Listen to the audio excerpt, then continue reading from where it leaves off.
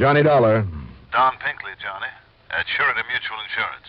New Orleans, Louisiana. That's right. Still down here in New Orleans. How are you, Don? I'm just fine, Johnny, fine. But as usual, when I call you, I got a small problem. And long as you know something about boxing... Boxing? Yes, sir. Don't you remember? Last time you came down here after you wound up the case, you and I took in a boxing match. Yeah.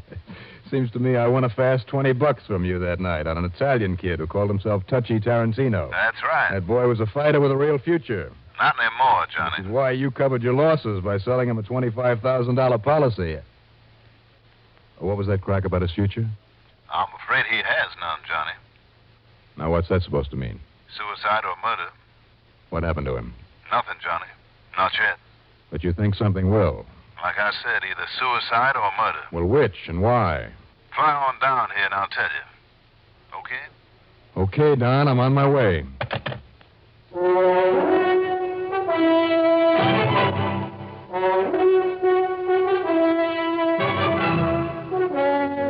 The CBS Radio Network brings you Bob Reddick in the exciting adventures of the man with the action-packed expense account, America's fabulous freelance insurance investigator. Yours truly, Johnny Dollar.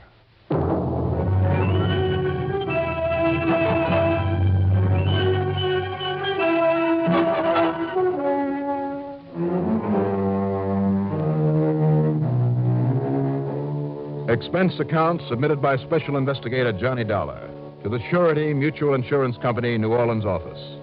Following is an account of expenses incurred during my investigation of the Ring of Death matter.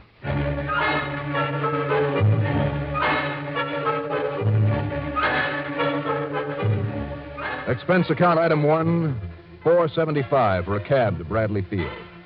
Item 2, $87.40 for a flight to New Orleans. It was early evening by the time the plane set down at Moisant International Airport. And item 3 is $5.50 for a cab into the Roosevelt Hotel. From there, knowing that Don Pinkley would be long gone from his office, I set out to explore the town. Most interesting city in the United States, it's called. And with good reason. The famous old French Quarter is one of the most beautiful spots that I know. Well, after dark, the deafening din from the nightclubs along Bourbon Street.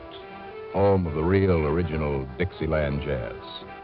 Item 4, if I can get away with it, is $15 for, call it refreshment. Or maybe midnight lunch.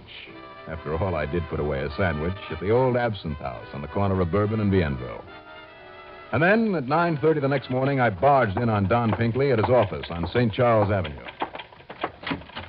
Right in here, Johnny, where we can talk undisturbed. Sure, Don, whatever you say. Sit down, sir. Thanks. Care for a little drink? At this hour of the morning? Most of you northern boys seem to expect it when you get down to this part of the country. No, thanks. Okay. I'll get right to the point. Touchy Tarantino. Only his first name is really Tony. Antonio Tarantino. And you've insured him for $25,000. So what goes with him? Johnny, when you were down here before, he was one of our most promising young fighters. Well, he certainly looked it when I saw him. Yes, and he married a nice little girl named Angie. She's his beneficiary. I see. Yes, Tony did very well for himself, except financially. What do you mean? I mean his manager, a crooked promoter by the name of Raul Martinez. Mm-hmm. So Touchy took all the wallops and Martinez took all the dough. That's right. Then out in Los Angeles a couple of weeks ago, Tony fell out of the ring and busted his head. Well, that's too bad. Did Martinez stick around, help him with his hospital bill and so on? He did not. He left him flat. Mm-hmm. But now, Don... And what happens as soon as Tony and his wife are able to work their way back home? I don't know what happens. Martinez has latched onto him again and set up a fight for him. And? He'll be murdered, Johnny. You mean that bang on the head? Of course.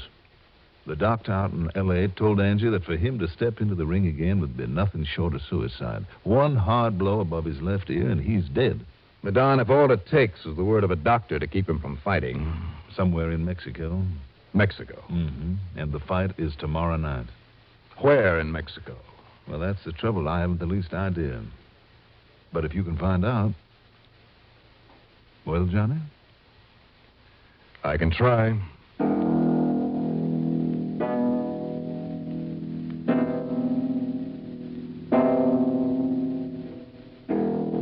Finding out where Martinez had taken Tony wasn't nearly as hard as I'd expected. My pal, Johnny Ortiz at police headquarters, gave me the name of a stoolie in the Mexican section, whose name was Miguel Andrade. Andrade, for $50, that's item 5, gave me the name of a small town not far across the Texas border in Mexico. And I'm not naming that town, save for diplomatic reasons. Item 6 is $5 for a cab to the airport. And then $43.05, plane fare to Brownsville, Texas. Item 7 is $21 for a taxi to that poor little town in Mexico. I arrived about 9 a.m. The town consisted of a main street mostly full of souvenir shops and lined with tourist cars from the U.S. At one end was a small sports arena, closed. But there were billboards all over the place advertising the fights, including Tony's with Pancho Gutierrez.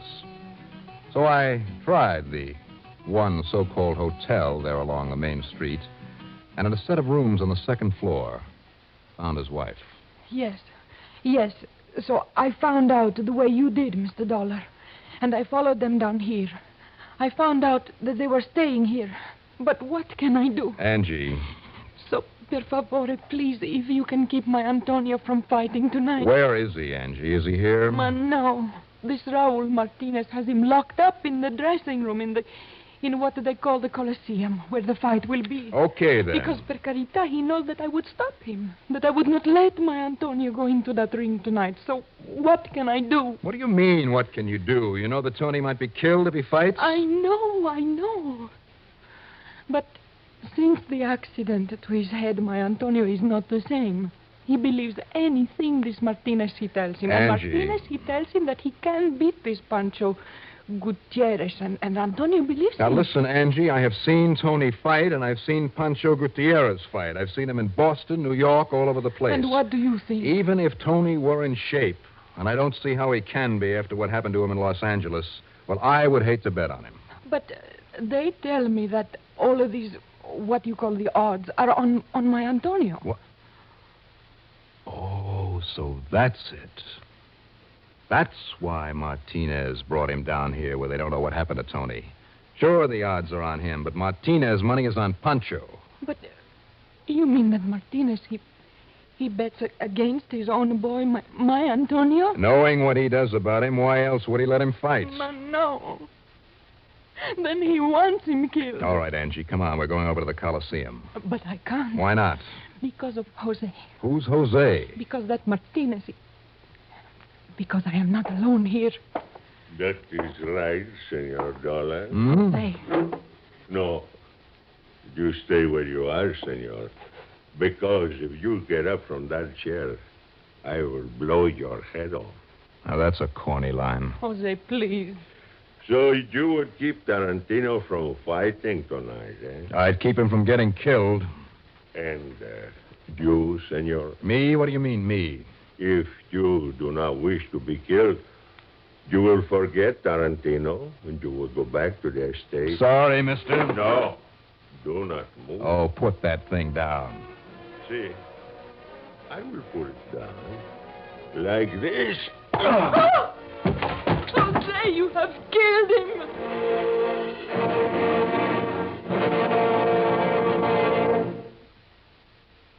Repeat after me, please. What do you want when you need brand? What do you want when you need brand? Reliability. Reliability. Now, what do you get in Kellogg's All Brand? What do you get in Kellogg's All Brand? Reliability. Right. Hi, this is Dennis James to explain why Kellogg's Way is the reliable way to get the effectiveness you want from brand with just half a cup a day. See, Kellogg's All Brand is the real Battle Creek formula, the one that millions of people depend on. And they depend on it because Kellogg's All Brand contains more vital brand bulk to help you keep regular. It's low in calories, and it's mighty pleasant eating, too. Kellogg's All Brand comes in crisp, toasted shreds that have a wholesome brand muffin taste. I think you'll like it. So be sure you remember, for the effectiveness you want from brand, get reliable Kellogg's All Brand. That's what you get in Kellogg's All Brand. Reliability.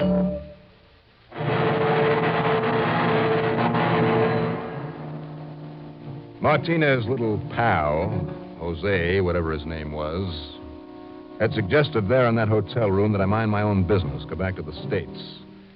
And that's exactly where I found myself when I came to. On top of a rubbish heap, somewhere on the outskirts of Brownsville, Texas. Minus my gun, of course. How he smuggled me back across the border, I'll never know. But at this point, I didn't care. Item 8 is another $21 for another cab. That little unnamed Mexican town. And this time I went straight to the so-called Coliseum, the little sports arena. $5 American got me in through the janitor's entrance into Tarantino's dressing room. And I suddenly realized what a blow on the head had done to this formerly clean, alert, ambitious young fighter. What do you mean you stopped the fight, Dollar? What's the matter with you, Tony? Don't you realize that if Pancho Gutierrez hands you one over that left ear, you'll never get up off the canvas alive? So you don't know Martinez? Oh, I don't, No, you think he ain't fixed it up so I don't get hit that way? Kid, are you out of your mind? Stop! Don't you talk like that. I'm all right. Martinez says I'm all right. Now listen to me, Tony. Martinez doesn't care how you get hit, and he doesn't care what happens to you when you do. Do you think that crook is betting on you tonight?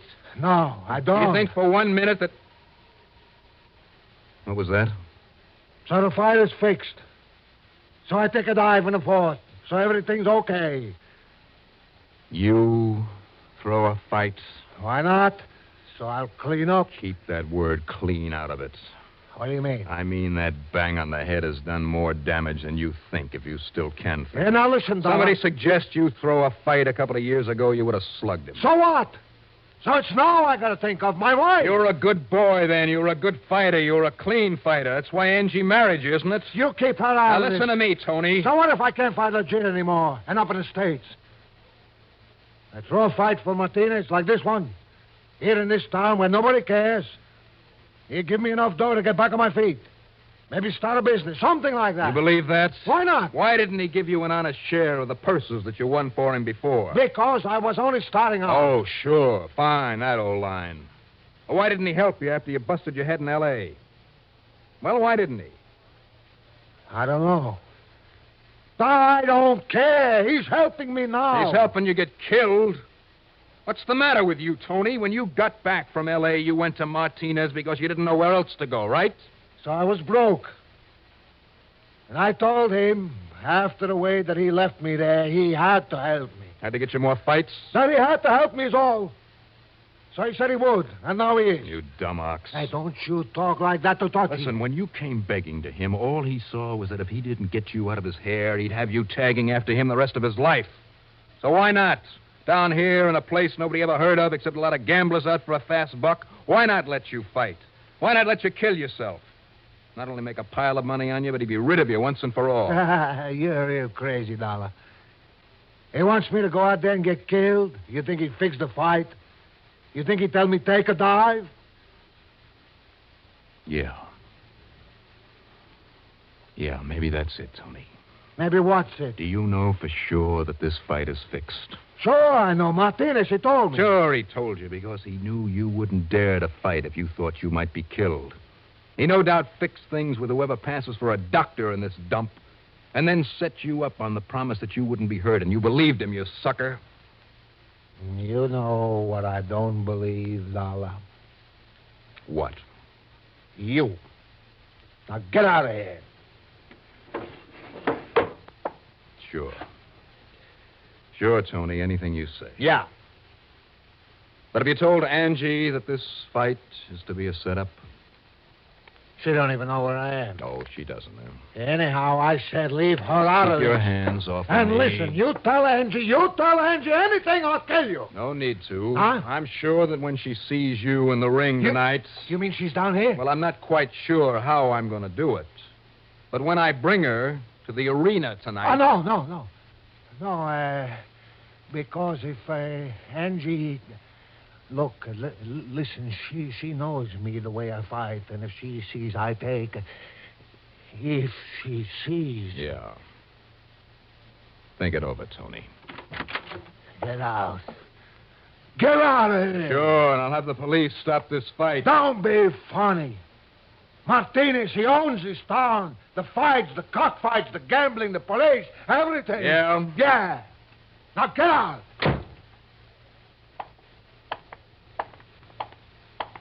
So you came back here, Senor Dollar. Jose.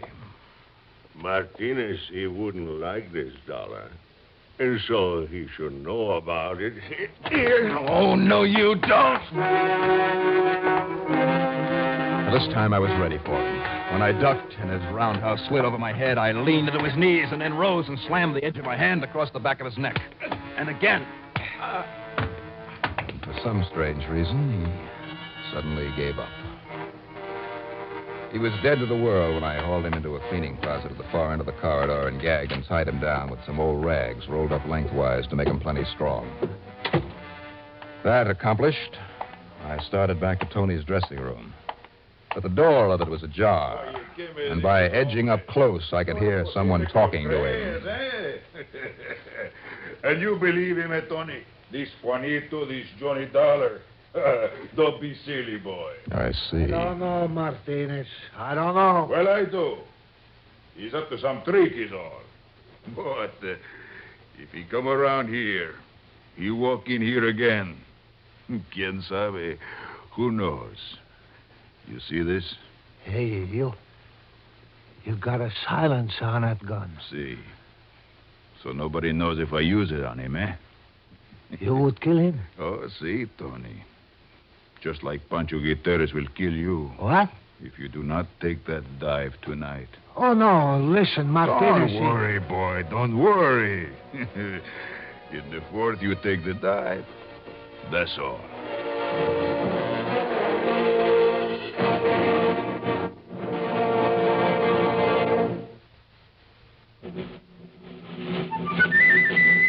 Have a commander, welcome aboard. Have a commander, welcome aboard. The cleaner the tobacco, the better it tastes. Have a commander and see. The cleaner the tobacco, the better it tastes. And in Commander, the tobacco is vacuum cleaned. Have a commander, welcome aboard. Try new king-size Philip Morris Commanders made on a new machine, the Mark 8, that takes rich, full-flavored tobacco and gently vacuum cleans it. And the cleaner the tobacco, the better it tastes.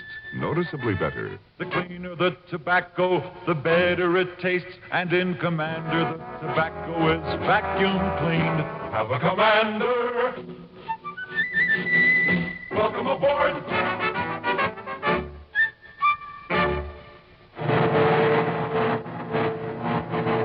I tore on over to the tiny police headquarters and talked to the fat, sullen-looking chief, who sat there in his rumpled uniform, sipping at a glass of tequila.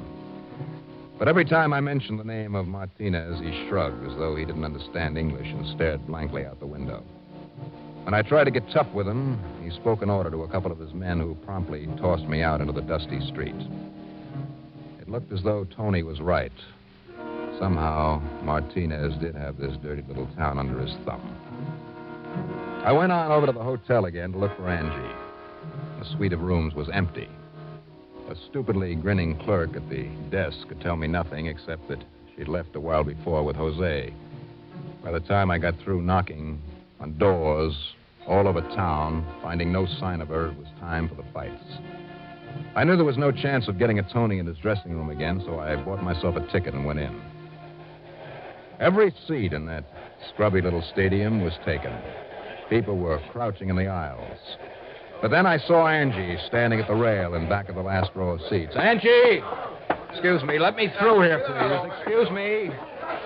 Angie! Mr. Dollar, please tell me. Could you stop him? I don't know, Angie. I don't know. Well, I do, Senor Dollar. Martinez. You feel this here against your side? Mr. Martinez, please, please. Quiet, my little pearl. And, Senor Dollar, if you try anything at all, I will pull this trigger. Now, shall we watch the fights? And so we stood there, the three of us, watching the final dull preliminary. And then Tony's fight. And he looked pretty good, despite his lack of training. Physically, that is. Mentally, I wondered. But I didn't wonder about Martinez's gun. It was there against my ribs all the time. Don't worry, Dollar. He cannot last. If he does not drop in the fourth Pancho's right to the side of his head, and it will be all over. In the first round, Tony went out circling slowly in a half crouch, playing it safe, and then backing away to make Pancho lead. Watching him, doing all he could to keep the left side of his head away. A couple of times he leaned in and flicked a hard left to Pancho's mouth. But Pancho was plenty cagey, too, knowing that Tony would tire long before he would. By the end of the second, Tony was tired. The Mexican boy was too fresh, too fast for him, and Tony's punch lacked the power it used to have. In the third, the lack of training really began to show. It was obvious now that Pancho was deliberately aiming for only one place, for a spot over Tony's left ear. In the fourth, Pancho danced easily around him, trying to set him up. He drove a couple of rights, hook fashion, into Hutchie's ribs. Turn him again. Then in a half-rolling clinch along the ropes, Tony spun and slammed at the side of Pancho's head with a looping overhand right. But it left his own body wide open for jabs that almost broke his ribs. And then in a series of clinches, Tony lasted out the fatal round. Beside me, Martinez began to mutter angrily. And in the fifth, Pancho knew that Tony wasn't going to take that dive then or ever. And when he tried for Tony's head over the left ear, he telegraphed it every time. And Tony was ready for him. But Tony was tiring badly now and hanging on too much. After an awkward feint, he tried a looper to the head that missed by a mile. Pancho let it breeze on by and then threw a short, hard right to the chin. As Tony sagged against the ropes, the bell saved him. But he was badly hurt, and it was all too obvious that his seconds weren't giving him much help. How he ever got up on his feet for the sixth, I'll never know. But somehow he did. And then when Pancho tore into him, again aiming for his head, Tony turned, almost as though he were falling. But he came up, all the way up from the canvas with everything he had, with a right that caught Pancho on the button that lifted him clear off the floor. And as Pancho fell, Tony fumbled his way almost blindly to a neutral corner and managed to stay on his feet, only long enough to hear the full count. Well, the crowd went wild. And then I felt a sudden movement beside me, and I saw that Martinez had raised the gun to lean it against the post so that he couldn't miss, even at that range, and his face was livid. I swung up with my left with everything I had, and the gun, whirling as he struck it against the post, went off in his face. It's all right, Angie. It's all right.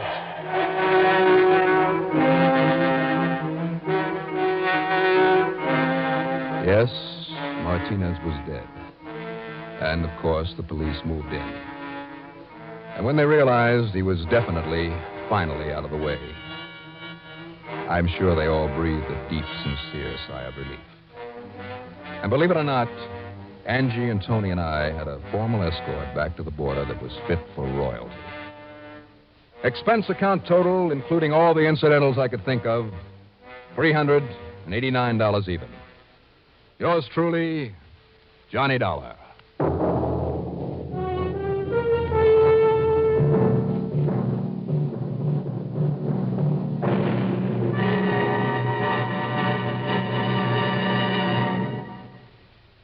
Now, here is our star to tell you about next week's story. Next week, a trip to South Jersey and a murder to stop a murder. Join us, won't you? Yours truly, Johnny Dollar.